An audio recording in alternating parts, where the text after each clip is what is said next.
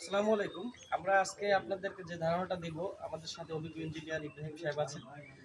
ধারণাটা দিব হলো আমাদের একটা বিল্ডিং এর ক্ষেত্রে আমরা যে কনস্ট্রাকশনটা করি, সেই ক্ষেত্রে আমাদের এই বিল্ডিং এর কলাম এবং বিম সম্পর্কে এবং ছাদ সম্পর্কে ধারণাটা দিব।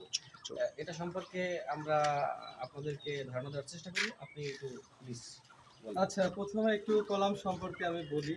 আমরা কলাম যখন করি, কলামের নিচে আমরা ক্লিকার করি। অনেকে হয়তো জানেন না ক্লিকারটা কি।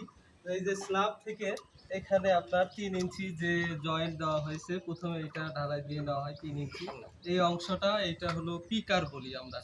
আর কলামের হাইট যদি বেশি হয় তাহলে আমরা কলামটা ৩ লেফটে ঢালাই দেওয়া সবচেয়ে উত্তম। যে ৩ ফিট করে দেখা গেল ৩ ৩ 9 ফিট এবং স্ল্যাবের মধ্যে আছে। মানে এই ৩ ফিট দেওয়ার উদ্দেশ্য কি? ৩ ফিট দেওয়ার উদ্দেশ্য হচ্ছে তাহলে স্ট্যান্ডটা ভালো হয় এবং হ্যাঁ, হ্যাঁ, এটা মজবুত হয়। কম্প্যাকশনটা ভালো কম্প্রেশনটা হবে, ভালো হয়। ভাইব্রেটরটা মারতে সুবিধা হবে এবং আমরা জানি ১.৫ মিটারের বেশি উচ্চতা থেকে আ ঢালাই মাল ফেলানো যাবে না। তো এটা যদি আমরা পুরাটা উপর থেকে দিই, আপনারা দেখতে পাচ্ছেন এত লম্বা হাইটে এই মালটা যখন নিচে এসে জমা হয়ে যাবে। এখানে আমরা এই কলামটা খুব ভালো সারফেস দেখতে পাচ্ছি। ঢালাইটা খুব সুন্দর হইছে। আর কলামে অবশ্যই আমাদের ক্লিয়ার কভারটা মেইনটেইন করতে হবে।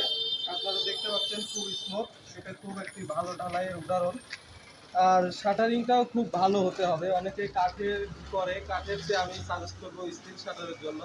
কারণ স্টিল শাটারে মালামাল ফিনিশিংটা খুব ভালো আসে এবং স্ট্যান্ডটাও ভালো থাকে।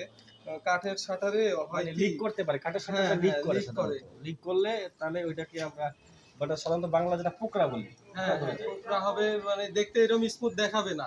এইটার ফিনিশিংটা খুবই ভালো। কিন্তু কাঠ দিয়ে করলে এটার ফিনিশিং এত ভালো হতো না। এখানে আপনারা আরো দেখতে পারেন। ওই সাইডে দেখাও, আরেকটা কলম দেখাও। এটা ফিনিশিংটা ভালো আছে যেহেতু